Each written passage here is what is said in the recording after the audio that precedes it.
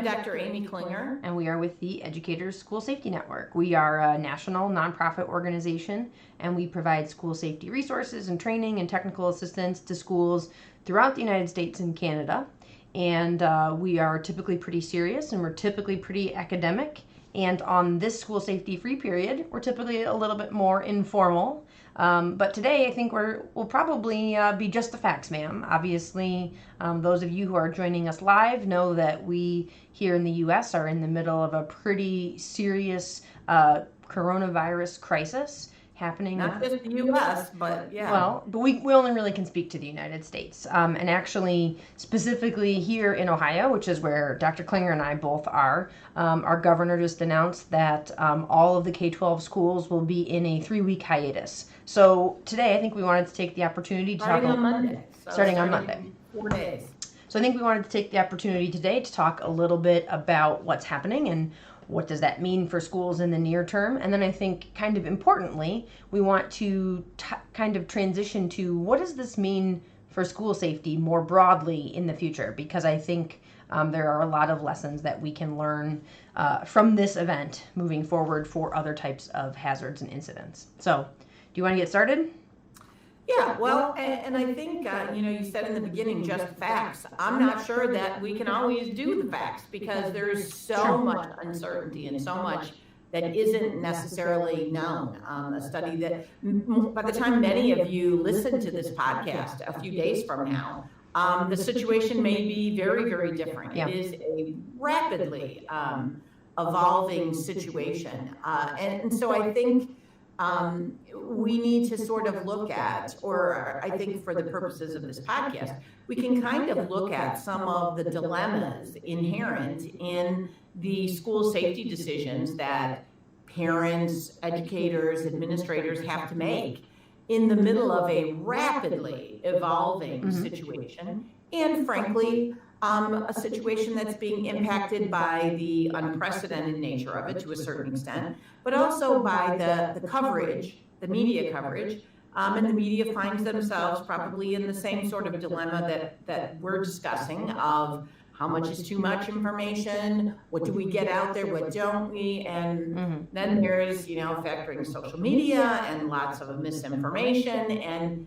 people are feeling very uncertain about what is the best course of action and what do we need to be doing. So maybe we can talk a little bit about those things that are sort of foundational or keystone that you can't go wrong doing these things. Yeah. And maybe we can kind of start from that.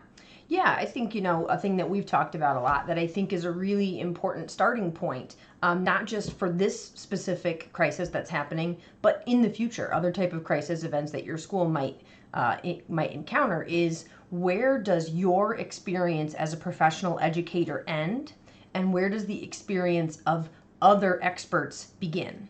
And I think it's that finding that handoff point is really, really critical. So you as a professional educator are probably not an expert on infectious disease. So we have to defer to the judgment of health officials and the medical profession. But that doesn't mean that they're going to make every change in our school on every little minute detail. And that's the case here in this, but that might be the case if, for example, you have a school that has a fire or a boiler explosion. We talk in some of our courses about incident command, and the person who is the incident commander will change over the course of an event. So while the fire is raging, a fire official is the incident commander. And then once the fire has ended, the school person eventually will take over again, and they will be the incident commander throughout recovery and through continuing to normal operations. And that's what's happening now, and that's what happens in any type of a crisis event, whether that plays out over the course of 20 minutes or 20 days. Yeah, and I think it's important to sort of examine a little bit that distinction between I've had discussions with people of, is this a school safety issue or is this a public health issue? Well, clearly it's a public health issue, but you don't have to look too far beyond the parameters of a public health issue to see where the safety concerns begin to come into play. Not only in terms of exposure and contamination and those health concerns and the medical side of it, but also in terms of where are kids going to be if they aren't in school? And are we able to provide adequate supervision in school if we have a significant number of people who aren't there? And, a whole bunch of other things that come into play that are not directly with a straight line from coronavirus to them, but really live around the edges of this public health concern that's kind of the centerpiece of our attention right now. Yeah.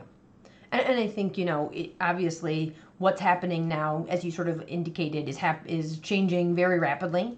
And there are a lot of decision points that will be out of the hands of professional educators, just due to the nature of being a global pandemic. And so I think all of these discussions that we're always sort of looking towards an eye to the future, because maybe you don't have a continuity of operations plan and your school already closed.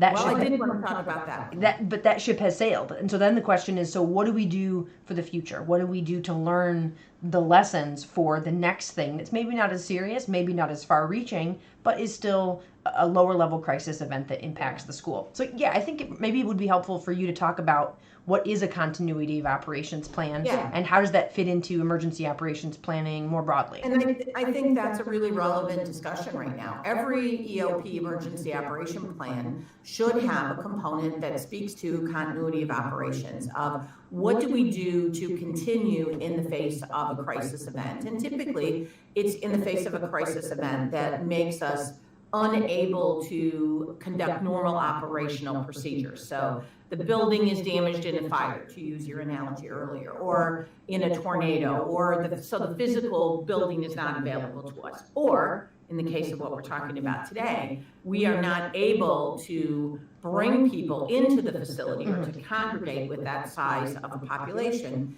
in the facility. And so I think that a lot of emergency operation plans don't speak to that. And I think it's really critical that it's not just about, and there's a piece that we have on our website that we encourage everyone to go to that kind of highlights 7 different components of a continuity of operation plan. And one of them that I think is really foundational is the idea of identifying what are the essential functions of the organization. So despite everyone's current feeling, basketball is not an essential function of the school. Sorry. But perhaps educating students is, or providing students with emotional support. And I can't speak to everyone as to exactly what that is, but identifying these are essential functions that to some degree we need to maintain. And that these are non-essential functions and services that we're going to have to discontinue in the face of this particular event.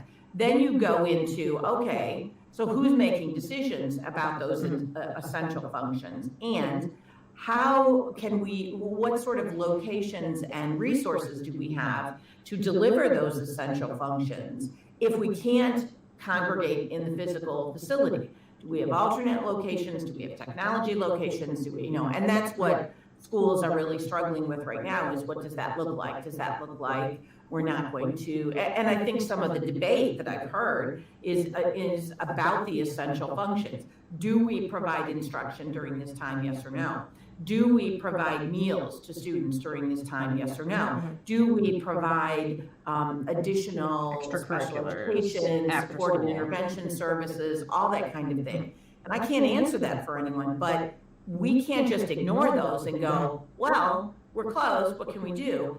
I don't know. We have to make strategic decisions about what those essential functions are. Yeah, and I think it's probably important. You kind of, I think in your enthusiasm kind of glossed over this. When we talk about emergency operations plans, we're not talking about the flip chart that you might have hanging in a classroom that says, here's the procedure if there's a fire. We're talking about the larger plan. Typically it's done at a school district level with specific information for each school, but it's done at a district level. Typically these are required by state law. And so the troubling thing is, on paper, in theory, your school and your school district probably has an emergency operations plan that probably includes a discussion of continuity of operations. The question is, how good is it? Was it copied from a template? Is it a boilerplate continuity of Doesn't even operation. exist. I'm a little skeptical on that one. And so the question is there a discrepancy between what we think we have, what we have on paper, what we're required to have by law, and what tools in a continuity of operations plan we actually have at our disposal? And so, we're dealing with some schools that are already closed and are already kind of past this, but there are still a lot of schools in this country that are still open, that have not made announcements about moving to online or moving to, virtual instruction. And so then the question is, does your school have time to do a little bit of a work on a continuity of operations plan if we don't have one, or if we have one that really doesn't meet our needs because we never thought we were going to be able to use it? And then my other question to you is to talk a little bit about when we typically talk about the use of a continuity of operations plan. You kind of gave some examples, like if the building was damaged in a fire. We see folks that are using it because there's damage to the physical facility, when there has been larger scale violent events in the past, and we have to transition to a different thing. And sometimes a continuity of operations is we're doing construction on this facility and we're not going to have school in this high school next year. We're going to have school elsewhere while the building's being renovated, and then we move back. Those type of logistical questions happen whether it's for a crisis or whether it's for some other sort of interruption in the services that we're providing. Well, the unfortunate part, though, is we see a lot of schools that is the only time they're addressing continuity of operations, is when they see the future and say a plan and go, well, we're going to be moving, we're going to be remodeling, and then they develop a continuity of operations plan, which is why a lot of places are really sort of scrambling. And we know that a school, if school is going to be closed, as it is in Ohio, it's going to be closed, whether you have a continuity of operations plan or not. But the question is going to be, can we do a better job of carrying out the essential functions? Can we do a better job of ensuring the safety of kids? Can we do a better job of supporting the needs of families during this time if we have planned ahead with the continuity of operations plan? Yep. Absolutely. Yeah. And so, you're going to have schools that we're going to do this whether we were planning for it or not. But I do think that it certainly is an opportunity for us to look at, and I guess maybe that's the big takeaway, is to look at what are we doing in schools that is much more focused on all hazards, as opposed to, I was looking at some information that came out of Pennsylvania today that they're estimating that schools in Pennsylvania have spent an average of $125,000 on active shooter response training. Mm-hmm. Okay, and whether that's a good investment or not, it's not up for debate right now, but at what expense, at what cost to everything else? Right. So what else? So if we are finding ourselves unprepared for this particular event, understandably so, this sort of black swan event, if you will, we should also be asking the question, between the continuum of other things, what else are we not prepared for? Because we have been spending so much time and energy on this somewhat statistically rare event. Now you can say, well, this is a statistically rare event too. So it does really speak to the need for an all hazards, more comprehensive approach. So I think there certainly is a conversation to be had about emergency planning. Yeah. But I want to pivot just for a minute. Well, before you move on to that, so we have resources about continuity of operations plan. Sorry. We have resources about emergency operations planning. We have those on our website, www.eschoolsafety.org. If you head there, you can find those. We'll try to make sure that we put some links here in the description of this video for those of you who are joining us live on YouTube. But we do have resources specifically about that to kind of help if you do have a little bit of time to try to get some of those plans in order before things head your way. Well, and it is, you raise a really valid point. There is so much information that's disseminated that is health-oriented in terms of here's what the symptoms are, and here's this and this and this. But there's not a lot of information being given to educators in terms of planning and preparation for the ramifications of what would happen if we were unable to perform the essential function of education within the facility. But there are a lot of resources, and so we'll make sure that we have links to those so that you're able to access, because that guidance is always kind of out there. It's just not really top of mind like it is at the moment. So then I want to pivot to some of the other things that I think are critical for schools to consider, regardless of whether they find themselves doing school in a different way or in a traditional setting. I think there are certainly social and emotional issues and needs that are happening that we need to be really cognizant of in terms of kids' fears, anxiety, the way that people are. I was in a store this morning and I literally needed 3 things and went, I'm not buying enough apparently. So, I mean, we understand that human desire to stockpile and to prepare, which clearly we're advocates for, but that takes a toll on our kids of what's happening, where are we going, what's going to happen to me, what if I get this, and all of those things that are going to certainly be impacting kids, as well as the potential for significant disruptions in their routines. And we know that that clearly is an issue for many, many kids who are in a routine and have relationships established with caregivers and teachers and school staff, and those relationships are potentially being disrupted. So I think we need to, in the hysteria, not forget that we've got little guys and big guys out there who need some reassurance and need to have to be able to put the threat and the issues in the proper context. Mm-hmm. And I think, obviously in any of these discussions, whether it's about coronavirus or whether it's about the preparations that we're doing in our school for severe weather or violence at school, that, make sure that we're having those discussions in a way that's developmentally appropriate. But that I think, you always, think back to that sort of very famous Mr. Rogers quote of like, look to the helpers, that can be such a comfort to people. And so not just to look to the helpers, but to look at the things that we're doing proactively. And, that obviously, stockpiling can be taken to an, irrational extreme, but that we're doing preparations and that we're being proactive. So whether that's planning for coronavirus or whether that's planning for inclement weather, we go and we look at where do we stand if it was dangerous because of wind here. Where would we go? What would that look like? And we feel very strongly that there's absolutely ways to do that in a way that is empowering, not just to adults, but empowering to kids. And this is not something that unfortunately I've never come across a ton of studies about, but acting like this could never happen and we're going to imagine that violence never happens at school and we're going to imagine that bad things never happen because that might be scary to kids.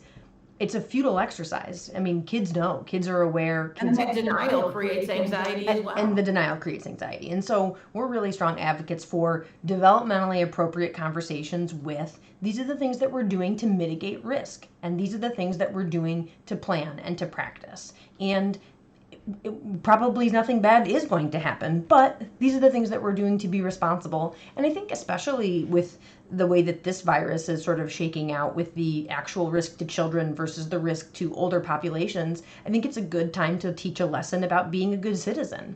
That, kids aren't really at risk for other than with, underlying health conditions, but most kids aren't really at risk for a lot of danger from coronavirus. But that still means we wash our hands because we might have friends who their health conditions mean that they are more at risk. And so I think it's a really good way to teach lessons about empathy that we're always talking about with kids and about being a good citizen and what are the things that we all do to try to help each other and to try to take care of each other. And I think that's a good way to frame it that, again, makes it less scary, that this is something that we all are doing together.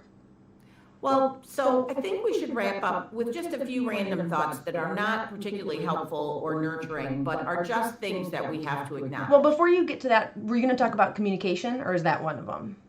Oh, no, that's not one of them. So, yeah, okay. I was going to go off into left field of just like a few random thoughts that I've had that as educators we can all maybe think about. Yeah, but before let's back up to before you go professional for another couple minutes. Yeah, before you go on a rant. Another big consideration. So we talked about continuity of operations. We talked about discussions with kids. I think communications from schools with parents is really important. And obviously, you might be under a lot of pressure at the moment to be communicating a lot with parents. Are we closing? Are we doing virtual instruction? What does that look like? And that feeling of that urgency or of people demanding information is happening now, but that happens in all types of school safety or crisis events. And so we're really big advocates for having established channels of communications with parents and that we have those open and that people understand when things are serious, this is how we will communicate with you. And, we see a lot of schools that have a lot of communication templates prepared ahead of time.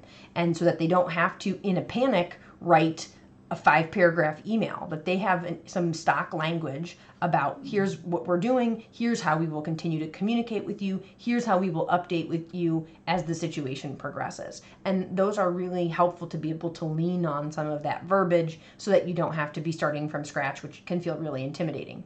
And then I think the other big thing, and I think you talked about this in, I believe, some resources you did for ASCD, was that we are telling people facts and we are telling people what we know as opposed to conjecture or conjecturing about what might be the case. Well, and to not sugarcoat. That will sugarcoat. make them feel good, but Right, not and to not- necessarily helpful. Right. And we see this when we talk about crisis communication of we're sure that all the kids are safe. If their boiler exploded, and if you don't know for sure that all the kids are safe and accounted for, you better not say all the kids are safe and accounted for.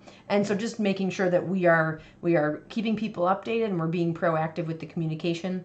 And again, just as the same way that we can't pretend, for the sake of children that bad things don't happen, the kids will find out. Same thing with the adults. We can't act like everything is fine. The parents will find out. The parents will either get the communications that you give to them or they will make up their own answers. And so being proactive and being upfront really is the only way to handle communications with parents. You want to say anything else about that, or you want to go on a rant? No, I Go on a rant. Perfect sense. It's not a rant. You It's did just say, sort of- you said I wanted to go on a rant. No, I didn't.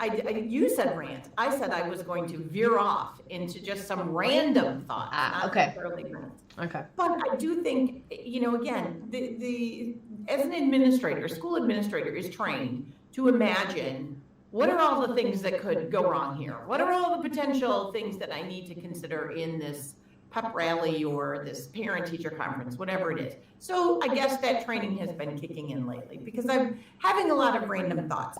And one of them is, I think we need to be self-aware of, we talk a lot about security theater where you're creating the illusion of stuff because it feels good, not because it's helpful. Mm-hmm. I'm wondering if we're veering into, or we're wandering in some places into coronavirus theater where we're like, I'm wearing, the person looking at my receipt today at the store is wearing gloves. For what purpose? Mm-hmm. I mean, so there's, some of those things that. Well, and about the gloves. Schools could find themselves in that problem as well. And since you touched on it, about gloves and masks, the CDC did give specific guidance about the use of masks. Healthy people shouldn't be wearing masks. People who are directly in contact with an infected person should be wearing masks. Healthcare workers following their protocols should be wearing masks, but that it is not advisable or necessary for you just to be wearing a mask and gloves because it doesn't make a difference and it perpetuates some of that fear and panic and hysteria. And this idea that, if a tablespoon of hand sanitizer is good, a cup of hand sanitizer is better. And I just have this image, having spent a lot of time with elementary school kids, of kids just pumping that hand sanitizer and just dispensing it, like sanitizing everything. So I think we, some of that coronavirus theater stuff, I think we need to be sensitive to. I also had a lot of conjecture or thinking about the whole idea of online instruction and transitioning to home instruction, what that looks like. And, I felt like maybe I could hear the copy machines running all over the United States in schools, just churning out hundreds of pounds of worksheets that we're stuffing into blizzard bags, and the kids are going to go home, weighted down with like a ream of paper and, that kind of stuff. So I think we need to, be a little savvy instructionally in terms of,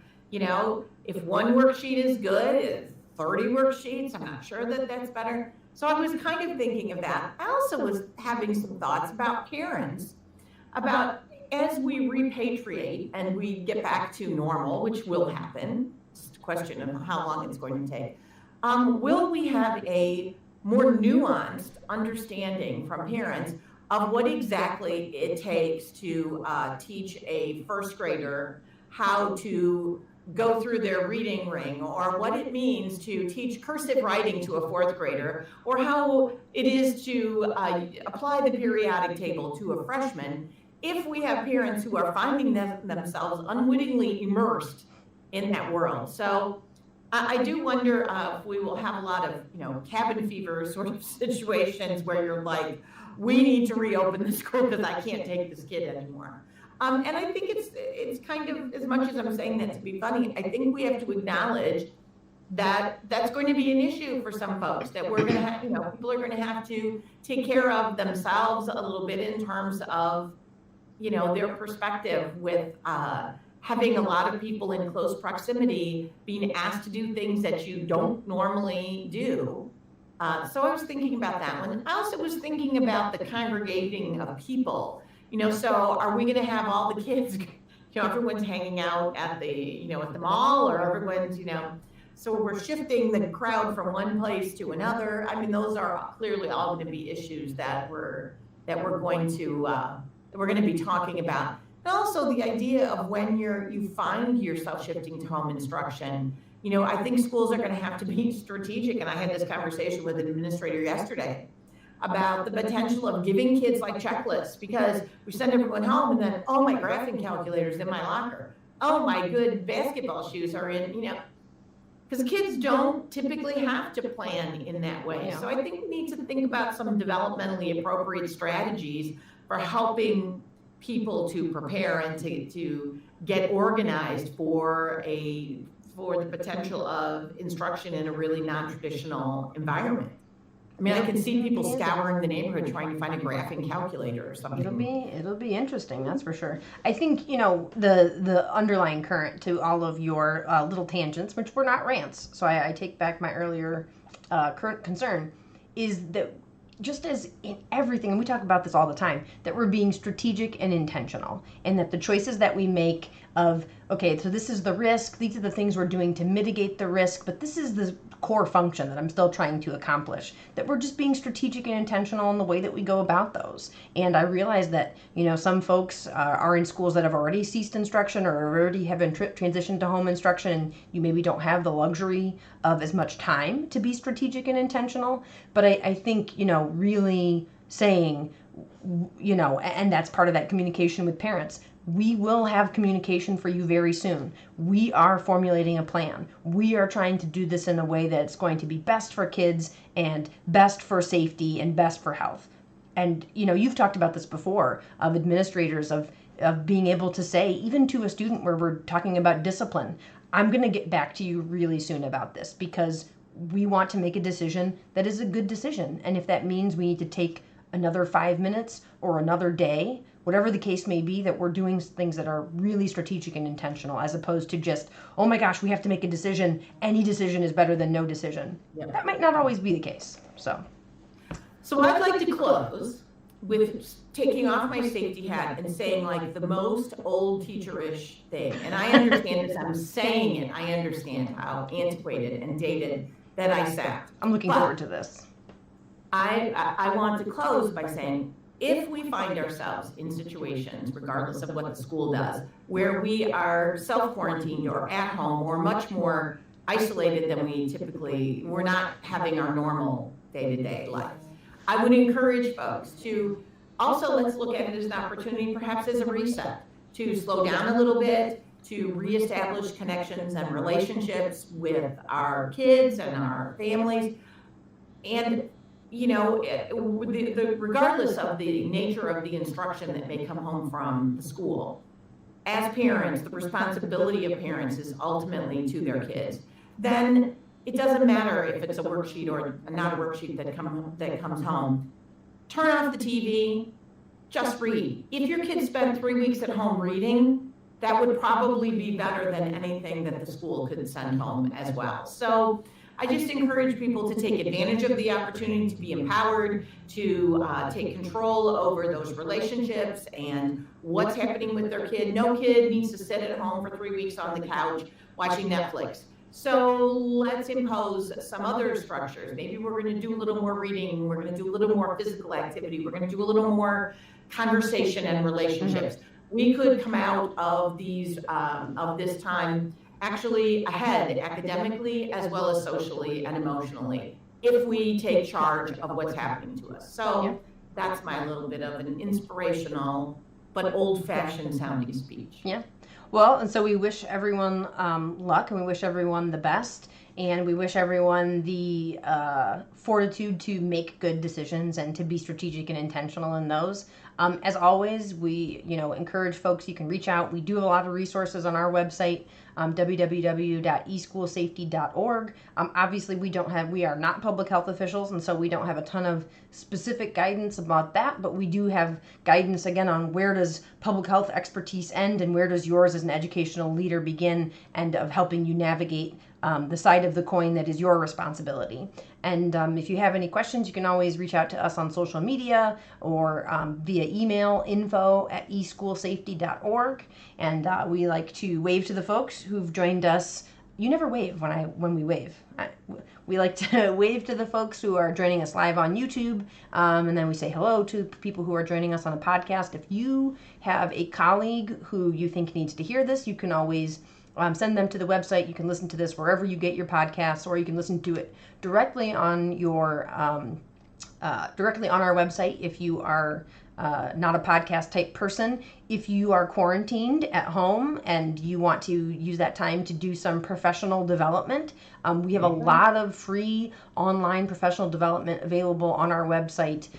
If you go and look through past episodes of this or our webinars that are a little bit more formal, we do have the opportunity to be able to provide folks continuing education credit for those. If you want to use that time to get a little bit caught up on some of the school safety stuff, that certainly is a good opportunity as well.